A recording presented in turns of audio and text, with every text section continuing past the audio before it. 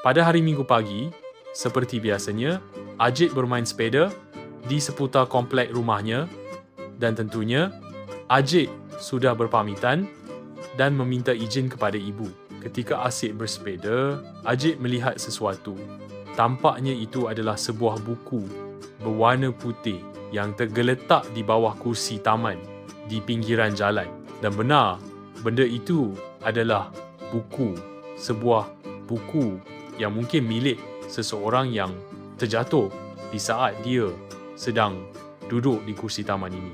Mungkinkah buku ini milik orang yang sedang berjalan itu? Ajit mencuba memanggil, namun orang itu terus berjalan dan pergi menjauh. Ajit berfikir, pasti buku ini milik orang itu, kerana di sini tidak terlihat orang lain selain dia. Tapi mengapa orang itu tidak menghiraukan ketika Ajit memanggilnya? Namun Ajit bersyukur ketika membaca buku itu, dia menemukan alamat dan nama dari pemilik buku itu di halaman buku paling belakang. Dan Ajit pun memutuskan untuk mencari alamat yang ada di buku itu. Tidak lama setelah itu, Ajit pun berhasil menemukan alamat itu. Dia berdiri di depan rumah itu sambil berfikir, aku harus menemukan pemilik buku ini. Setelah Ajit memberi salam, mengetuk pintu pemilik rumah itu, menjawab salam.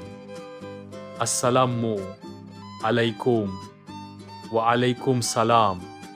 Selamat siang, nama saya Ajit. Saya mencari orang yang bernama Winda. Ya, saya Winda.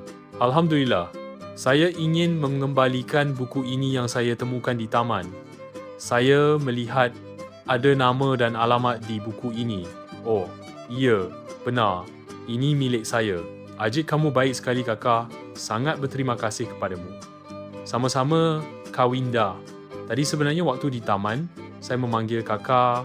Oh ya, maaf. Waktu itu kakak menggunakan headset. Baiklah Kak Winda. Senang bertemu dengan kakak. Ajit permisi pulang ya. Baik. Ajit, kakak juga senang bertemu dengan kamu. Sekali lagi, terima kasih banyak ya. Hati-hati di jalan. Salam buat orang tuamu. Kak Winda sangat senang sekali melihat Ajit yang begitu baik dan pintar. Dia berharap suatu saat nanti Ajit menjadi orang yang sukses dunia akhirat. Ajit begitu bahagia.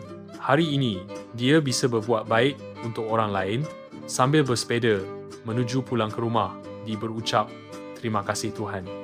Sekian dulu cerita Ajit. Jangan lupa like, subscribe, kumut.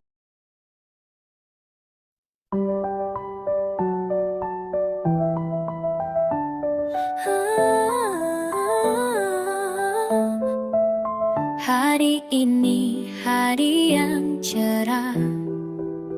Bersyukur untuk hari ini kita dapat melakukan banyak hal untuk mengisi hari ini. Selalu temukan hal baik, meski kecil namun cukup berarti. Jangan takut dan jangan lelah untuk berbuat baik. Tak ada yang merugikan kita bila kita berbuat baik. Tak ada yang merugikan kita bila kita menolong orang lain.